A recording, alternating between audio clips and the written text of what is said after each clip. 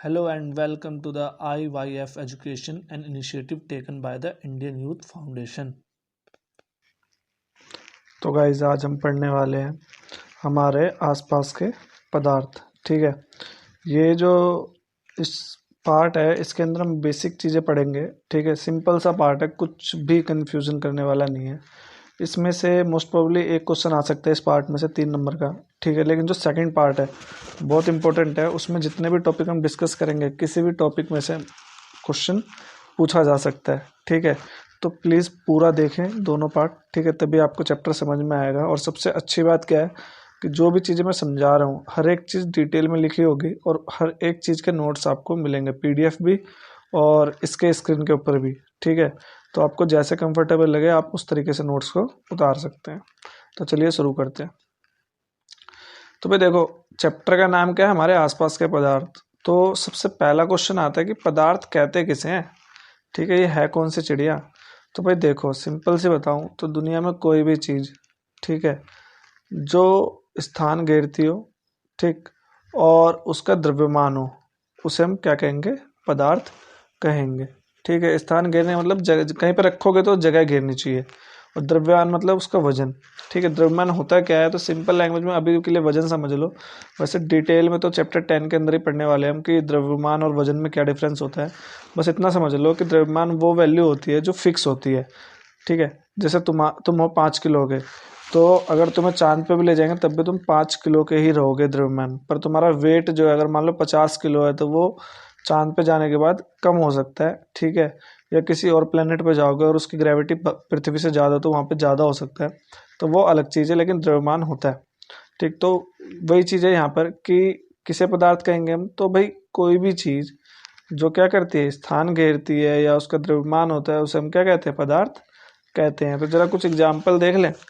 तो देखो, ये चेयर है। चेयर जो है क्या वो जगह घेरती है? अगर आंसर है यस, क्या उसका द्रव्यमान होता है? अगर आंसर है यस तो ये भी एक पदार्थ है। ठीक है, हवा, क्या हवा जगह घेरती है? सोच क्यों रहे हो भाई, वैसे ही बता दो। देखो, बैलून के अंदर जब हम हवा भरते हैं तो ऑब्वियसली बात है उसका शेप और साइज में चेंज आता है। इट मीन्स क्या है कि वो जो है, ठीक है, वो भी जगह घेरती है तभी तो आता है। ठीक है, तो यानी हवा भी क्या है, एक प्रकार का पदार्थ है। पर क्या हमारी सोच जो है वो है क्या, तो इसका जो है साइंटिफिकली नहीं, क्योंकि सोच जो है वो स्थान नहीं घेर रही है कोई। ठीक है, और ना उसका कोई द्रव्यमान है। दूसरा, घृणा यानी कि दुश्मनी, हेट, कि तुम किसी से कितनी दुश्मनी करते हो। क्या इस चीज़ को हम वजन में नाप सकते हैं? सिंपल सा जवाब है नहीं। क्या इसको हम, ये जगह घेरती है? तो नहीं। तो इसलिए क्या ये पदार्थ है? तो आंसर क्या होगा इसका भी, नहीं। उसके अलावा खुशी, ठीक है, हैप्पीनेस, आप बता सकते हो आप कितने खुश हो। ठीक है, तोल सकते हो उसको, क्या वो कोई जगह घेरती है? तो नहीं। तो इसलिए हम कह सकते हैं कि खुशी भी जो है वो क्या है, पदार्थ नहीं है। तो समझ में आया इन सारे एग्जाम्पलों से कि पदार्थ किसे कहते हैं। आई थिंक आ गया होगा, नहीं आया तो आप प्लीज़ कमेंट में पूछें। अगर हम बात करें कि पदार्थ जो है बनने किससे होते, तो भाई पदार्थ बने होते हैं छोटे छोटे कणों से। ठीक है, यानी कि जैसे एक मकान है, मकान क्या है, ईंटों से बनता है ना, तो वैसे पदार्थ भी क्या छोटे छोटे कणों से बनते हैं। ये कण क्या होते हैं, ये होते हैं अणु के साइज के। अणु के बारे में डिटेल में पढ़ेंगे हम अगले चैप्टर में, लेकिन यहाँ पर बस इतना समझ लो कि जैसे रेत है ना, रेत के कण वैसे क्या होते हैं, हर पदार्थ छोटे छोटे कणों से मिलकर बने होते हैं। अब ये जो कण है इनके कुछ प्रॉपर्टीज होती है, चलो उसको डिस्कस करते हैं। तो भाई सबसे पहली प्रॉपर्टीज जो होती है वो ये होती है कि पदार्थ के कण जो है लगातार क्या करते हैं, गति करते हैं। यानी आप कह सकते हो उसमें गतिज ऊर्जा होती है। ठीक है, गतिज ऊर्जा मतलब एक जगह से दूसरी जगह जाने वाली एनर्जी। ठीक है, और एक बात यहाँ पे ध्यान देने वाली ये है कि जब भी हम तापमान को बढ़ाएंगे तो गतिज ऊर्जा तेज हो जाती है और तापमान को कम करने पे गतिज ऊर्जा कम हो जाती है। अब इस टॉपिक से रिलेटेड एक क्वेश्चन आता है जो बहुत बार आया हुआ है। यहाँ पर आप फोटो में देख रहे हो कि खाने की खुशबू जो एक बच्चे तक पहुँच रही है। तो इससे दो क्वेश्चन बनते हैं, गर्म खाने की खुशबू, ठीक है, वो हमें दूर तक क्यों सूंघने में आती है जबकि ठंडे खाने की खुशबू नहीं आती है। तो भाई इसका आंसर सिंपल सा है, गर्म खाने में क्या होता है, तापमान अधिक होने की वजह से उसमें गतिज ऊर्जा क्या होती है, बढ़ जाती है, जिसके कारण उसके जो गति है कणों की वो बढ़ जाती है वायु में, और जिसके कारण हमें दूर से भी उसकी खुशबू आ जाती है। जबकि ठंडे खाने में क्या होता है, कि भाई उसकी जो गतिज ऊर्जा है वो क्या होती है, कम होती है, जिसके कारण क्या है कि हमें जो है उसकी खुशबू दूर तक नहीं आती है। समझ में आया। अगर हम बात करें आगे तो पदार्थ के कणों के बीच में रिक्त स्थान होता है, ठीक है। एग्जाम्पल के तौर पे आप देख लो, चाय बनाते हो, चाय पानी दूध सब मिक्स कर देते हो ना, तो उसमें क्या होता है, जब जगह होगी तभी तो एक दूसरे को मिक्स कर लेते हो, अगर जगह नहीं होती तो क्या वो मिक्स हो पाते।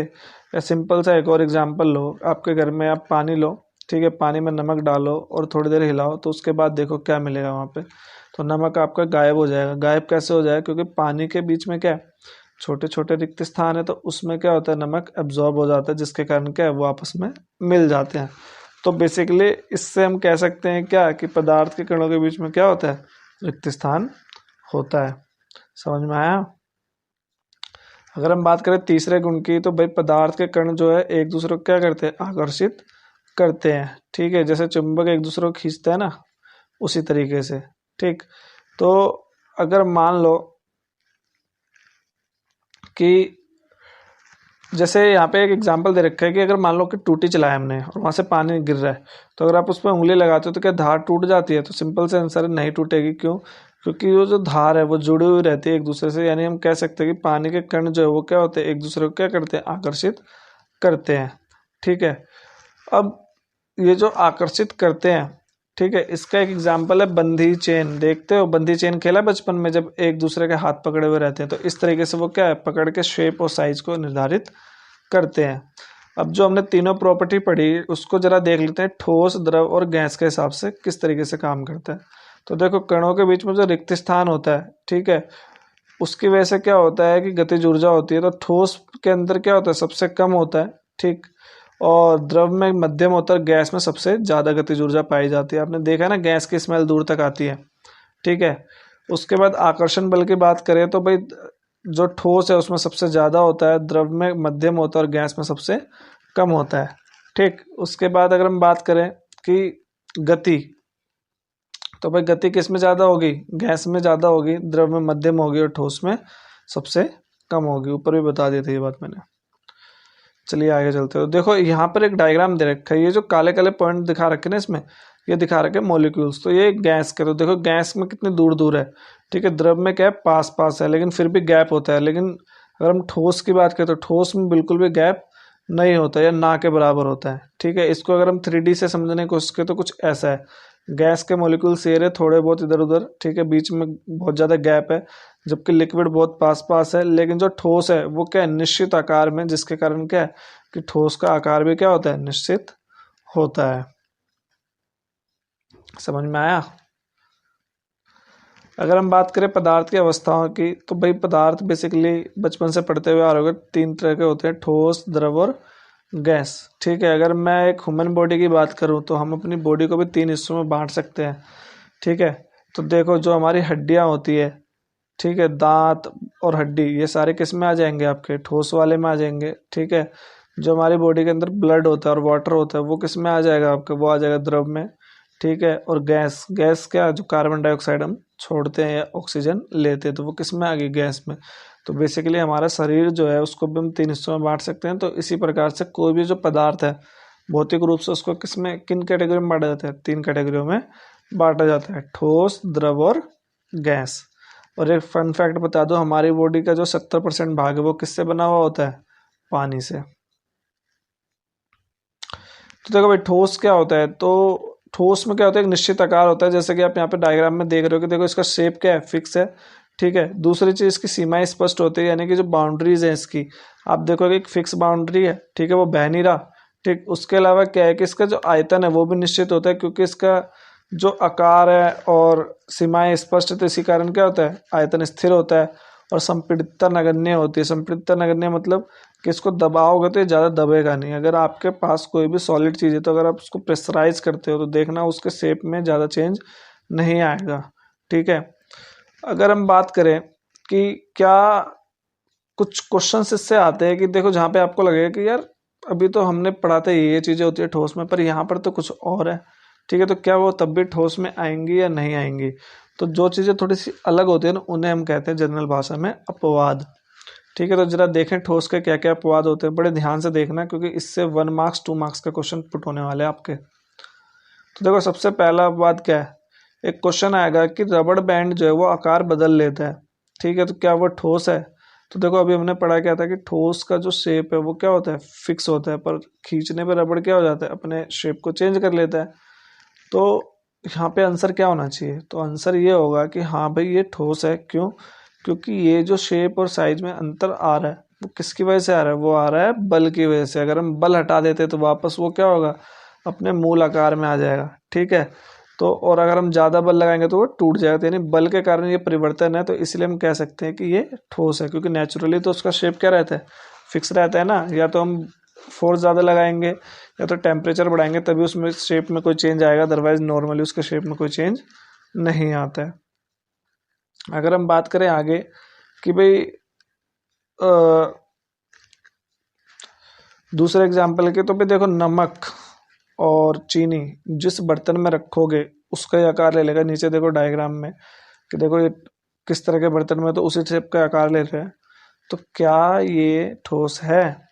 तो यहाँ पे सवाल आता है कि हमने अभी पढ़ा था जस्ट अभी कि ठोस जो होता है उसका साइज क्या होता है, फिक्स होता है। ठीक है, शेप भी फिक्स होता है। तो भाई ये तो उसी बर्तन में उस यानी कि आकार उसका फिक्स होता है, तो ये जिसमें जा रहे हैं उसी में आकार ले ले रहे हैं। तो क्या ये बात सही है? तो यहाँ पे हम कहेंगे हाँ ये ठोस होता है। क्यों होता है? क्योंकि जो चीनी या नमक के जो दाने हैं ना, ठीक है, एक्चुअली में क्या है उसमें कोई चेंज नहीं आ रहा। आप ओवरऑल उस बीकर में जो देख रहे हो वहां पर आपको लग रहा है कि उसमें चेंज है, बट इंडिविजुअली अगर मैं उसके क्रिस्टल की बात करूँ तो क्या उसमें कोई चेंज है?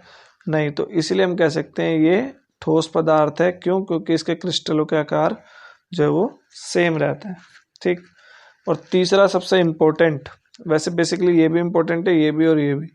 ठीक है, तो इसकी बात करें तो भाई देखो आपके घर में बर्तन मांजने वाला स्पंज होगा या गद्दा होगा, तो आप देखते हो कि जब हम उसको दबाते हो तो दब जाता है और फिर छोड़ते हो तो वो अपने शेप में आ जाता है।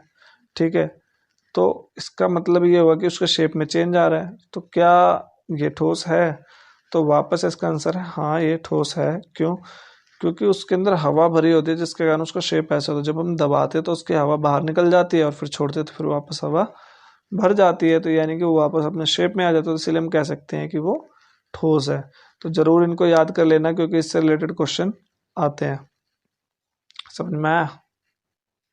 एक और क्वेश्चन आ सकता है कि भाई जो ठोस होता है उसका आकार निश्चित क्यों होता है? तो आप कह सकते हैं क्योंकि उनके कणों के बीच में गतिज ऊर्जा क्या होती है, कम होती है, जिसके कारण क्या होता है कि उसका जो आकार होता है वो निश्चित या दृढ़ यानी फिक्स होता है। समझ में आया? चलो आगे चलते हैं।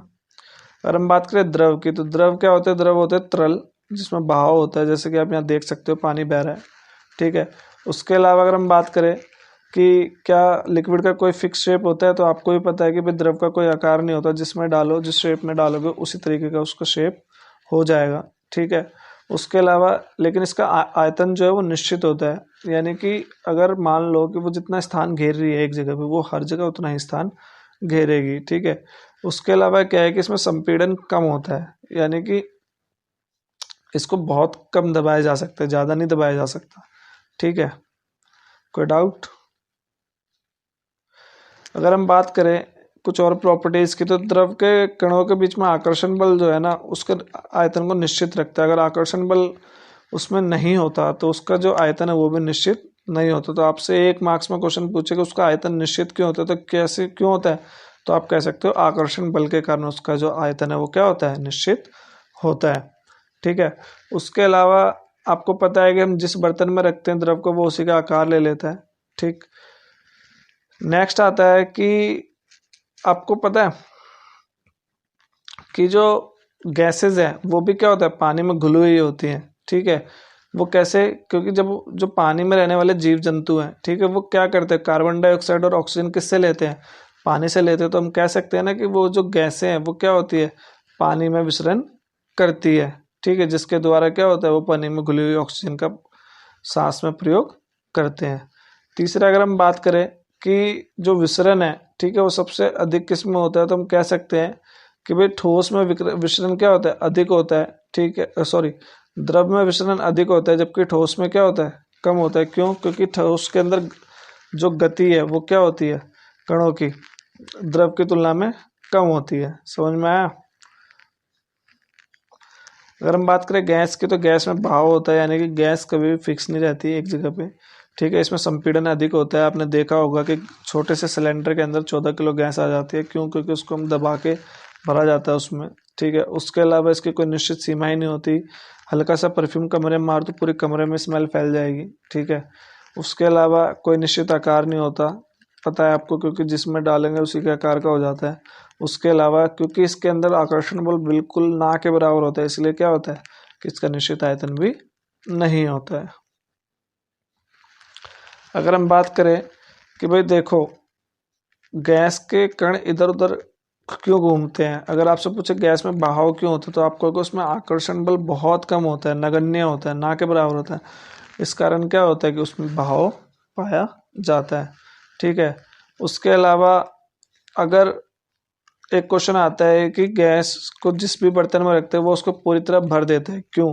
तो आप लिखो क्योंकि उसका कोई निश्चित आयतन नहीं होता, इसलिए जिस बर्तन में उसको हम रखते हैं उसी में क्या कर देते हैं इसको, वो उसको पूरी तरह से भर लेती है, ठीक है। उसके अलावा क्या है कि वो दीवारों पे बल क्यों लगाती है किसी भी बर्तन के, तो वो इसलिए लगाती है क्योंकि उनमें जो गतिज ऊर्जा सबसे अधिक होती है।